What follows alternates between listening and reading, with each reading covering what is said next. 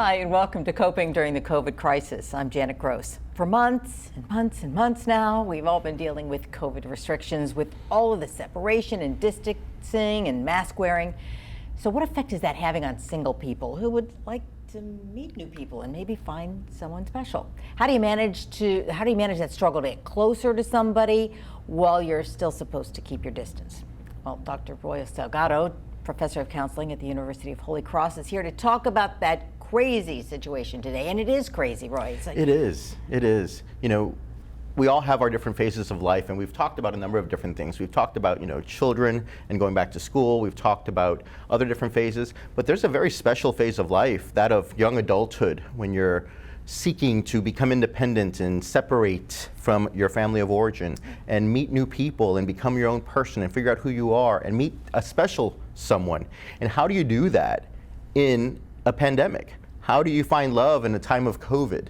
And so there's some young adults, people out there who are struggling with this and having to become creative and learning how to navigate this very special time of finding intimacy in a time where we're all being encouraged to isolate and withdraw from other people. And how can you maintain that social distance while trying to connect with someone in a very critical time of one's development, when the number one goal is to pair up and find someone special to perhaps enjoy your life with. and you see all that, the trouble it brings when you can't overcome the urge, and so you go ahead and you meet at colleges and Right. things like that when and it does cause some issues. So to be responsible, you're pulling yourself out of the mix. Yeah, and you're asking a segment of the population, young adults, who have this need more so than other age groups, to congregate and be social and be friendly and make friends and perhaps find someone to partner up with. You're asking them not to do that. You're asking them to separate, to isolate, to withdraw, to keep a distance. And it goes contrary to what biology and the body is asking for you to do. And you're saying, but if you want to stay healthy and safe, you need to maintain that distance. And so it's just this contradiction with the self and the greater good of society right now. And so, with some of the clients that we've worked with at the University of Holy Cross, as well as in the community at large, we've come up with some ideas as to how they can meet both, where they can perhaps, if you're in this phase of life, if you're single, if you're dating, if you're looking to partner up with someone, how do you go and meet somebody in this strange situation? How do you find love in the time of COVID, when you're being asked to socially distance? It's more difficult, it's more challenging, but nevertheless, where there's a will, there's a way, and it is possible. And with being a university and a counseling center, you have all that knowledge right there, because you're dealing with that age, and you have people who are experienced in helping. Right. We've had several students and we've had several young people who have been in the college situation. They've met somebody, they've liked that person, and they started to get to know one another, and then it came to a stop, it came to a halt, and what do you do? Right. And so then they've had to connect through different platforms, through Zoom, through Snapchat, through Facebook, through Instagram, through whatever social media is out there and available to them. But they've been able to do that. But is it the same thing? Is it the same thing to connect and develop that sort of intimacy with someone and get to know someone through a screen? And so they struggle with that, yet they become creative. One of the things that has been perhaps helpful with some of the clients that we work with is we've encouraged them to really think outside the box. Perhaps you can't go to a movie theater with a date. You can't bring someone to a movie theater, or you can't go to a restaurant in quite the same way that other generations have been able to do. Where you pack it in. Where you pack it in. Or, if you're over the age of 21, where people perhaps are able to go to a bar and drink. That's just something that, 20-somethings can't do right now and expect to be fully safe. So, and certainly in the enormous quantity of people, Right. as restrictions loosen, you might be able to go different places, but still not the, raucous kind of fun, crazy. Right. But we can think outside the box and do things differently. And one of the things that clients have come up with is visiting different websites and see what the city of New Orleans, with guidelines, is able to offer. The New Orleans Recreational Development Commission, for example, has a number of different great opportunities to do things free of charge in the city of New Orleans. This is for single people, this is for people who are dating, this is for married people, this is for families, for groups of people, small groups within your household, to be able to go and enjoy wonderful things in our city. We have great things in this area where you can go and be able to connect with people that you want to connect with, whether it's fishing in one of our numerous bayous and lakes and waterways here in this state, whether it's taking little hikes or trails in different parks in the area. But there's a number of different things that people can do to still have that life, that romance, that creativity to get to know one another while maintaining a distance perhaps from others, but developing an intimacy and a closeness with those that you are interested in. And there's really a benefit. I was just listening to you, I thought, boy, you are getting to know someone. Right. Before the relationship goes too far, before, not too far, but what I'm saying, before you get really serious, you're actually getting to know the person. Yeah, and I would say that perhaps you're probably getting to know someone better at a park or fishing or in some sort of outdoor natural way, as opposed to a movie theater or a crowded bar or a dinner. I think that perhaps, unbeknownst to us, these are greater opportunities to get to truly know someone as opposed to the ways that previous generations have done it. Because you have to actually listen. Right, and there's no distractions. Right, there's nothing like going on that you can, divert, but you have to actually know each other. Maybe turn off the cell phone while you're out there, Look right? at there. Or go to a place where there's no signal. There you go. And you know what, before we go on, I want to talk about the service that the University of Holy Cross does offer for those who may not know about it yet. Yes, for the whole duration of this pandemic, we have offered telebehavioral health, telecounseling to the state of Louisiana, to residents in the state free of charge.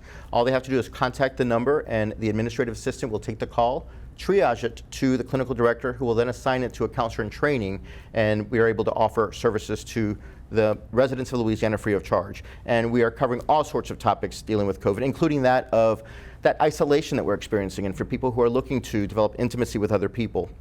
Because we're social beings. We don't typically want to be alone. There might be that individual who just prefers to be, alone and isolated, sure. which is fine. But then there are others who are having a difficult time right now because they want to be with others and perhaps find someone special. And so for help, for talking it through, all those things, tips even, this is a good service. Absolutely. Okay, and we'll put the number up throughout the show so that if anybody is interested, they can call. Certainly. Okay, great. Well, when we come back, we'll have some suggestions, advice, and considerations for those who are dating or looking for that special someone during this time of separation. Stay with us.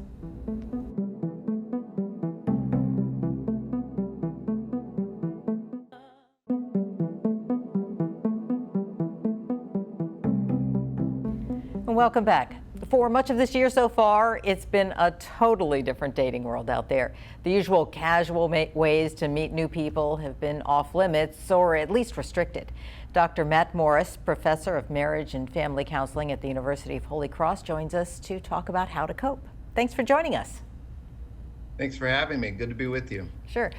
So we have been talking about how single people can meet people without and still keep their distance. That's hard. That's difficult. It is. It is really difficult. It's a difficult time for singles who are looking to connect. I mean, the reality is we all want to be in relationship. We all need relationships, where many of us are looking for love, and COVID has presented us with a very unique set of challenges for finding love. Right. Even when you can see someone's face, you can see it through a mask. So you really can't even get, until you get to the point where you can sit together, you can't even see expressions, which are key to, is this going to work or not, Yeah, I mean, just to put this a little bit in context, dating for young people is really appropriate and developmentally appropriate. It's a really important phase of life to be able to put yourself out there and meet people and find people that you connect with. And so certainly doing that through the barriers of PPE and masks and all of that is difficult. Most people aren't, connecting through a mask. They're connecting through a screen. Most people are using technology as a way to meet people, to have those initial screening dates, to have those first dates. They're not doing it in person. They're not doing it at restaurants and bars and movie theaters. They're doing it like we are now, over a screen. And that takes a little bit of extra planning, I think, to, certainly find somebody who might be compatible, whether it's a dating app or service or whatever. And then you have to be on pretty much the whole time because you got this much, Yeah.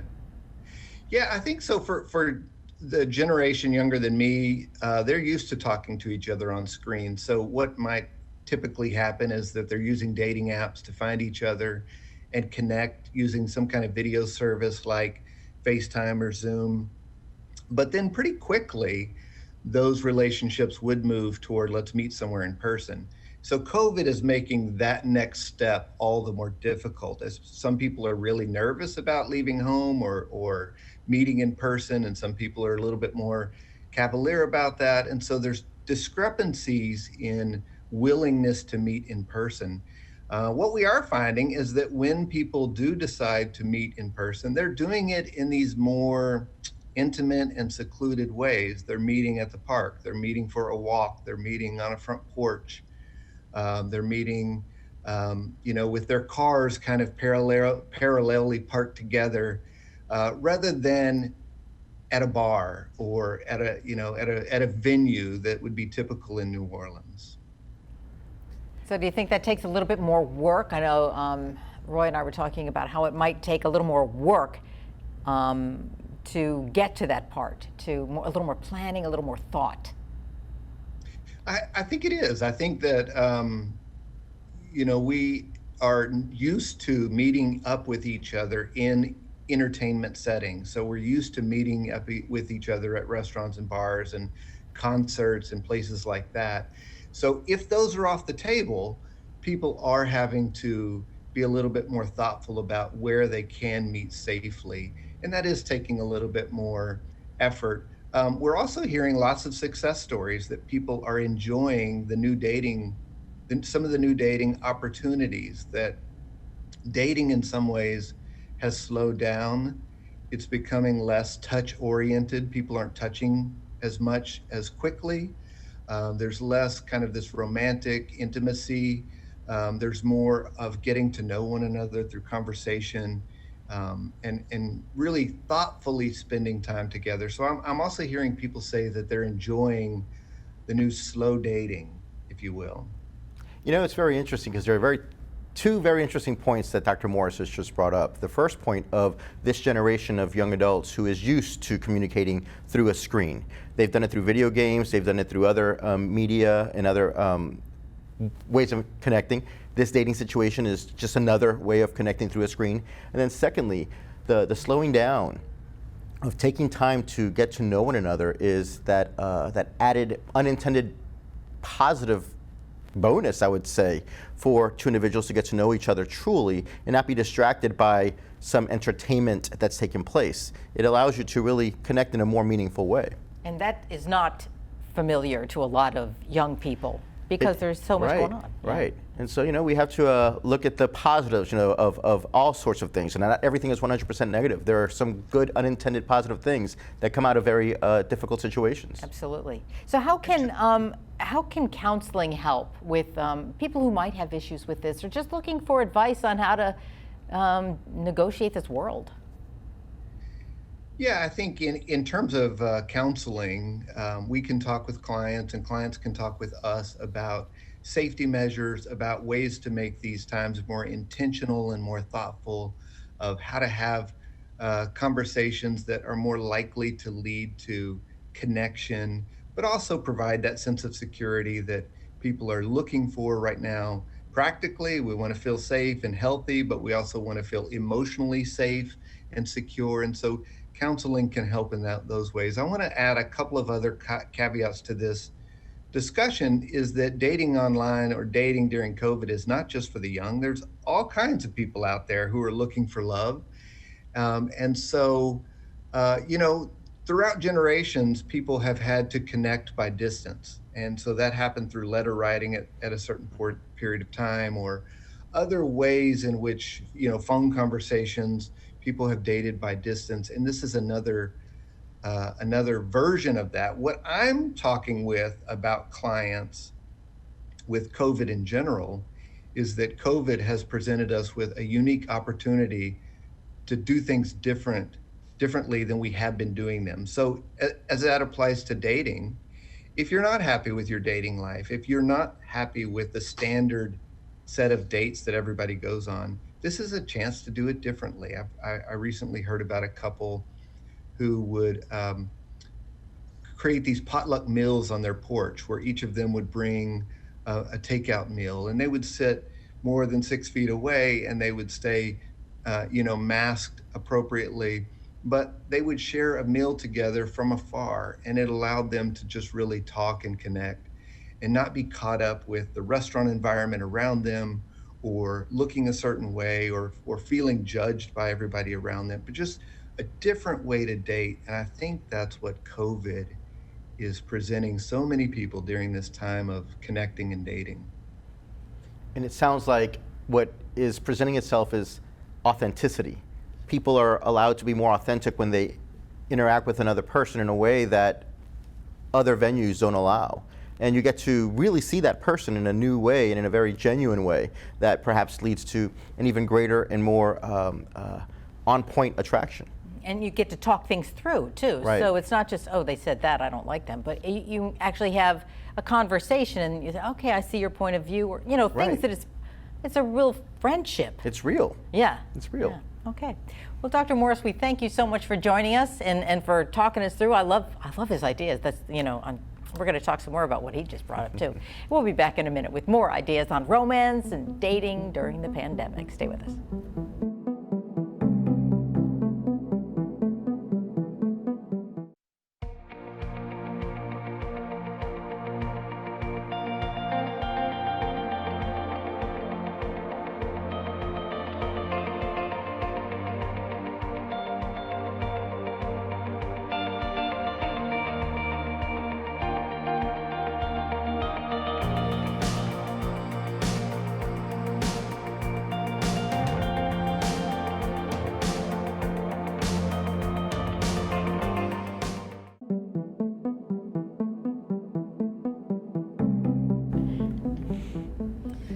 Keeping your distance from others is difficult, just going to the grocery or to church or to school. But when you have to keep plenty of space between you and someone you're trying to meet, it's really tough.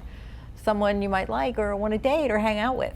Well, we want to bring in Danielle Lafort, University of Holy Cross counselor, to talk about those kinds of things and situations. And I know that you have seen this in your counseling sessions as well, where people are just trying to figure out a new way in this world to be together, to meet each other. Yeah, it's been really challenging for people. I think there's been a lot of apprehension, especially among people who are trying to date in the middle of this pandemic. And they're having to get really creative while thinking about how to do this and how to approach this new way of connecting. And I know Roy and I were just talking about how in the past, and years ago, dating, you had to meet somebody online, it would be like, But now it's like, you meet in person? What? You met someone out in the real world? What's wrong with you? That's not safe. You need to meet. Right. And it's a distance. Distance, online. How things change. Right. It is a new world, and I guess you are getting a lot of that from younger people and from even people who are older, maybe a second time around, maybe looking for someone else in their life. Yeah, sure, certainly. There's many people out there that are still looking for love, maybe the second or third or even fourth time around. True believers in finding love, everlasting love. And, it's been challenging because, right now a lot of people are going online to date. And then once you connect, they're having to get really creative about how they're going to do this date style, this physical distancing style of dating.